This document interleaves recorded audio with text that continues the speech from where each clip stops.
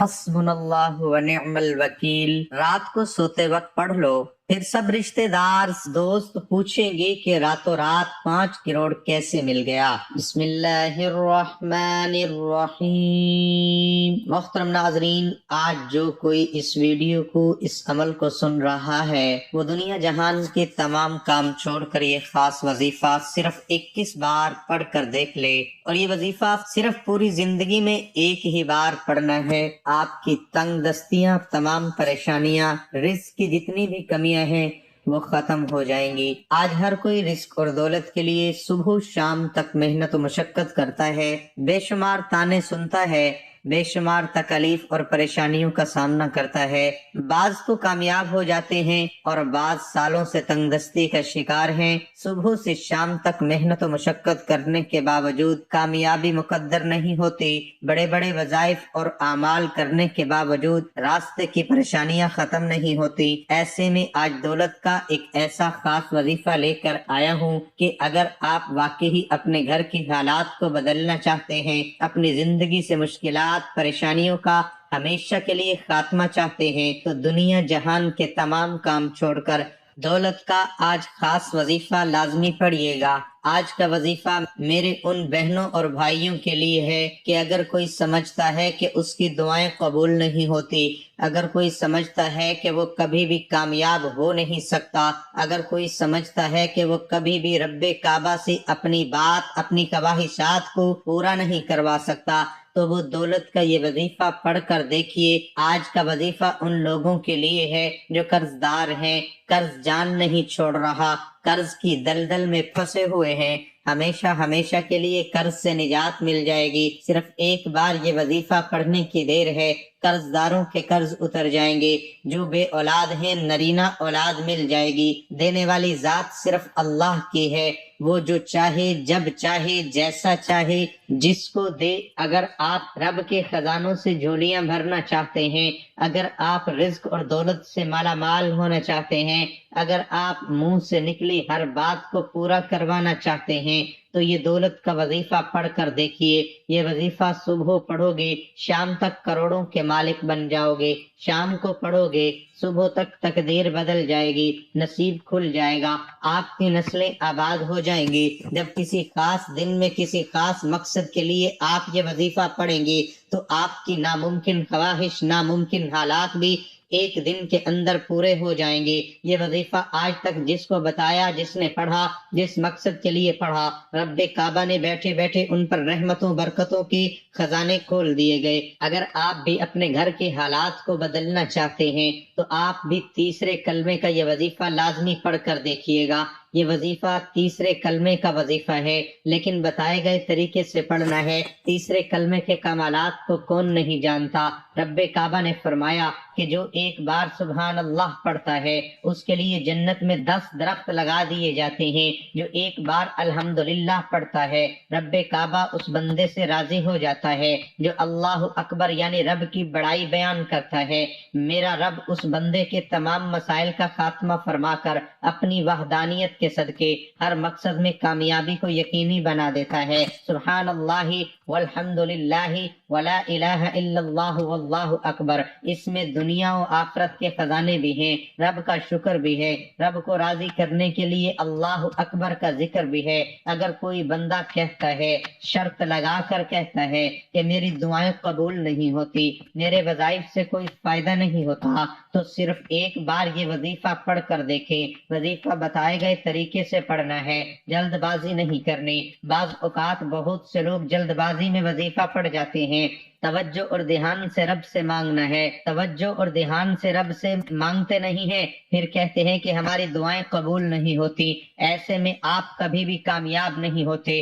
انسان اپنی محبت میں خدا کی محبت کے علاوہ خدا سے سب کچھ مانگتا ہے۔ عام طور پر مل جانے کی صورت میں انسان گمراہ ہونے کے خدشات سے دوچار رہتا ہے، اور نہ ملنے یا دیر سے ملنے کی مصلحت کو سمجھے اور جانے بغیر ہی مایوسی کا شکار بھی ہو جاتا ہے۔ منام سے اپنی ضرورت کے مطابق نہیں، بلکہ اس کے رتبے کے حساب سے مانگا جاتا ہے، اور رتبے کو جاننے کے لیے ہم ہرگز جد و جہد نہیں کرتے، منام کے رتبے کا ادراک دعا کی قبولیت کو جلا بخشتا ہے۔ اگر دینے والے کے رتبے کا اندازہ ہو جائے تو مانگنے والے کے لیے یہ فیصلہ کرنے میں آسانی ہو جاتی ہے کہ مانگنا کیا ہے، کرامت، اعجاز، معجزہ، کرشمہ یا پھر نوازش اور عطا غیر معمولی امر ہے۔ وحدہ لا شریک ذات نے اس کا بھی ایک فارمولہ رکھا ہے۔ جو ہی آپ توکل کی سیڑھی پہ پہلا پاؤں رکھتے ہیں اور رضا و تسلیم کی منزل کی جانب اپنے سفر کا آغاز کرتے ہیں تو آپ کا دوسرا پاؤں ابتلا اور آزمائش کی سیڑھی پر ہوتا ہے۔ جب اللہ نے کوئی بڑا انعام دینا ہوتا ہے تو وہ ہمیں صبر کی کسوٹی پر پرکھتا ہے، آزماتا ہے اور کامیاب ہونے پر انعام و اکرام سے نوازتا ہے۔ پرکھنا اس کا وصف ہے اور کامیابی اس کی عطا۔ پھر وہ ہمیں مانگنے کے آداب سے بھی متعارف کرواتا ہے اور اپنے فضل کی بارش سے ہماری روح میں جل تھل بھی کرتا ہے۔ آپ توکل کے سفر میں کسی بھی مقام پر اپنے اعتقاد کو ڈگمگانے نہ دیں۔ ہماری آزمائش اور ہمارے سفر میں صبر سے اٹھائے جانے والی مشکلات کا اجر ہمیں کسی اور صورت میں سفر کے دوران کسی اور مقام پر عطا کر دیا جاتا ہے۔ راستہ اور سفر اگر جانب منزل ہو تو دوران سفر ہی منزل کی بشارت اور نوید مل جاتی ہے۔ شرط یہ ہے کہ یقین کامل رہے۔ اللہ یقین کا نام ہے۔ جو ہی ہم اپنے یقین کو اس مقام پر لے آتے ہیں کہ جہاں ہمیں اس بات پر آگاہی ہو جاتی ہے کہ جو ہو رہا ہے اچھے کے لیے ہو رہا ہے اور اللہ کی مصلحت پر تسلیم برضا ہو جاتے ہیں تو ہماری زندگیوں سے اضطراب ختم ہو جاتا ہے۔ اللہ کے حکم اور ہماری تسلیم کے درمیان جو فاصلہ ہے اس کا نام اضطراب اور بے چینی ہے۔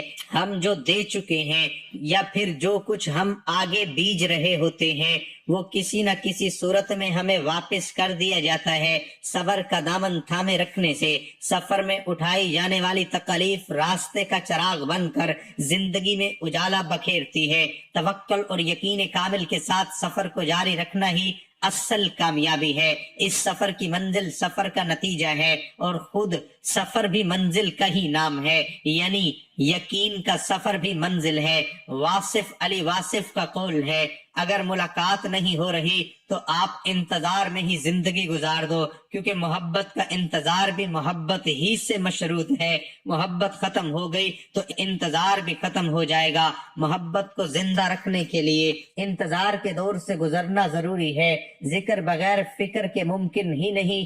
دعا مانگتے ہوئے دعا کے مفہوم کو سمجھنا انتہائی ضروری ہے۔ دعا قبول نہ ہونے کی صورت میں ذات بے نیاز سے بے نیازی مایوسی کو ختم کر دیتی ہے۔ ہمیں دعا کی قبولیت پہ ضد نہیں کرنی چاہیے۔ کچھ دعاؤں کا قبول ہو جانا گھاٹے کا سودا بن جاتا ہے اور راز پا لینے میں نہیں بلکہ عطا ہو جانے میں ہے۔ پا لینے میں ذمہ داری آپ کی اپنی ہو جاتی ہے، جبکہ عطا ہو جائے تو خیر ہی خیر۔ دعا اور قبولیت کے درمیان کا جو عرصہ ہے وہ محبت کا ہی دور ہوتا ہے۔ پھر عطا ہو جائے یا قبولیت کی منزل پر جاری سفر کی طوالت کو بڑھا دیا جائے، محبت کا قائم رہنا ہی یقین کامل کہلاتا ہے۔ انسان اپنے معاملات کے حصول میں، اپنے مسائل سے نجات کی کوشش میں یا پھر اپنی خواہشات کی تکمیل کے معاملے میں اللہ کے حکم کا محتاج ہے۔ انسان بے بس اور لاچار ہے۔ ہم ہرگز کسی بھی معاملے میں بے نیاز نہیں، اور جہاں انسان اپنی طاقت اور زور کے باوجود بے بس اور لاچار ہو جاتا ہے وہاں انسان دعا کا سہارا لیتا ہے۔ وہاں انسان اللہ کی قدرت کے آگے ناچار ہو کر اپنا معاملہ اللہ کے سپرد کرتا ہے۔ یہ وہ مقام ہوتا ہے جہاں انسان اپنی نیراس اور محرومی اللہ کے حضور پیش کرتا ہے اور التجا کرتا ہے کہ اے اللہ، ہم تیری قدرت کے آگے بے بس ہیں، تو ہمارے لیے آسانی فرما، ہماری مدد فرما۔ وقت کی نزاکت کو مد نظر رکھتے ہوئے آئیے آج کے اس عمل کی طرف چلتے ہیں۔ عمل کچھ اس طریقے سے ہے کہ یہ وظیفہ کسی بھی دن پڑھ سکتے ہیں۔ جمعرات کا دن قبولیت کی گھڑیاں رکھتا ہے۔ ایک وہ وقت ہے جب بندہ رب سے مانگتا ہے اور ہماری دعائیں قبول نہیں ہوتی، لیکن یہ وظیفہ پڑھ کے آج جو مانگو گے مل جائے گا۔ آج لاپرواہی نہ کرنا۔ انشاءاللہ جو لوگ ٹھوکروں سے محتاجیوں سے بچنا چاہتے ہیں وہ یہ وظیفہ لازمی کریں۔ باوضو مصلی پر بیٹھ کر آپ نے سب سے پہلے اعوذ باللہ من الشیطان الرجیم بسم اللہ الرحمن الرحیم پڑھ کر وظیفے کا آغاز کرنا ہے۔ ایک بات یاد رکھیے گا کہ آپ یہ وظیفہ کسی بھی وقت کر سکتے ہیں۔ آپ چاہے صبح پڑھ لیں، آپ چاہے شام کو پڑھ لیں، آپ چاہے رات کو پڑھ لیں، کسی بھی نماز کے بعد پڑھ لیں۔ نہ وقت کی کوئی پابندی ہے، نہ جگہ کی کوئی قید ہے۔ آپ نے بس اپنے مقصد کو ذہن میں رکھتے ہوئے وظیفہ پڑھنا ہے۔ ویڈیو کو سکپ ہرگز مت کیجیے گا۔ اگر آپ واقعی ایک بار پڑھنے سے ہمیشہ کے لیے تمام وظیفوں سے جان چھڑوانا چاہتے ہیں تو باوضو مصلی پر بیٹھ کر ایک بار اعوذ باللہ من الشیطان الرجیم بسم اللہ الرحمن الرحیم پڑھ کر اپنے مقصد کی نیت کرنی ہے۔ آپ اگر گاڑی چاہتے ہیں، رزق اور دولت کے خزانے چاہتے ہیں، آپ نے اپنے مقاصد کی نیت کرنے کے بعد سب سے پہلے نبی کریم صلی اللہ علیہ وسلم کی ذات پر درود پاک پڑھنا ہے۔ درود پاک آپ کوئی سا بھی پڑھ سکتے ہیں۔ صلی اللہ علی محمد پڑھ لیں، صلی اللہ علیہ وآلہ وسلم پڑھ لیں، آپ کوئی سا بھی درود پاک پڑھ سکتے ہیں۔ ایک مرتبہ میرے ساتھ بھی درود پاک پڑھ لیں تاکہ ثواب ہو۔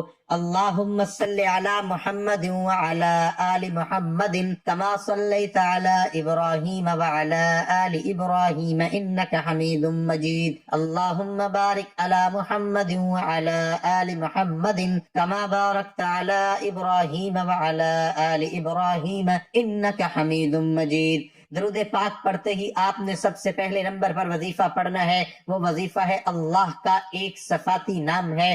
آپ نے یا غنیو کو پڑھنا ہے، یہ پہلے نمبر پر وظیفہ پڑھنا ہے۔ آپ نے 11 بار پڑھنا ہے اور 11 مرتبہ یا غنیو پڑھتے دوران کسی سے بات نہیں کرنی۔ یا غنیو رب کعبہ کا وہ نام ہے جو مانگنے والے کو غنی بنا دیتا ہے۔ مانگنے والا سڑک پر بیٹھا بیکاری ہے، فقیر ہے، تنگ دست ہے، پڑھنے والے پر رب کے خزانے کھل جاتے ہیں، رکاوٹیں ہٹ جاتی ہیں، فقیری امیری میں بدل جاتی ہے، منہ سے نکلی ہر بات پوری ہو جاتی ہے۔ آپ نے صرف 11 بار یا غنیو پڑھنا ہے۔ اور جو دوسرے نمبر پر وظیفہ ہے وہ بہت خاص وظیفہ ہے، وہ شروع سے اب تک آپ کی سکرین پر نظر آ رہا ہے۔ آپ نے حسبنا اللہ و نعم الوکیل پڑھنا ہے۔ پوری زندگی میں صرف ایک بار پڑھ کر دیکھیے، منہ سے نکلی ہر بات پوری ہو جائے گی۔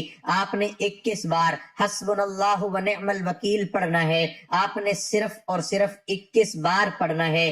انشاءاللہ پڑھنے کی دیر ہے، آپ کی نسلوں کی تقدیر بدل جائے گی، آپ پر رحمتوں برکتوں کے خزانے کھل جائیں گے۔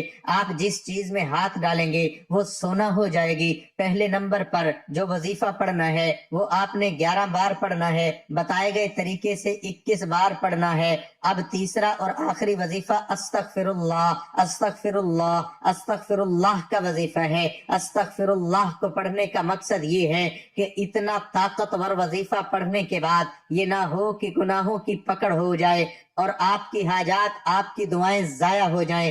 استغفر اللہ کو 11 بار پڑھنے سے کبیرہ صغیرہ گناہوں کی بخشش ہو جاتی ہے۔ جس بندے کے گناہوں کی بخشش ہو جائے اس بندے سے رب راضی ہو جاتا ہے، اور جس بندے سے رب راضی ہو جائے پھر اسے مانگنا نہیں پڑتا، اسے سب کچھ مل جاتا ہے، پھر اس کے منہ سے نکلی ہر بات پوری ہو جاتی ہے، پھر جس چیز میں ہاتھ ڈالو گے وہ سونا ہو جائے گی۔ تو اس کے لیے آپ نے یہ کام ضرور کرنا ہے کہ آپ نے اپنے ہاتھ سے صدقہ خیرات لازمی کرنا ہے۔ آپ کو جتنی توفیق ہے 10 20 50 100 جتنی توفیق ہے اپنے ہاتھ سے صدقہ خیرات لازمی کیجیے گا۔ صدقہ بلاؤں کو ٹالتا ہے، مشکلات پریشانیوں کو ختم کرتا ہے، پھر ہاتھ اٹھا کر آپ جو مانگو گے ملتا چلا جائے گا۔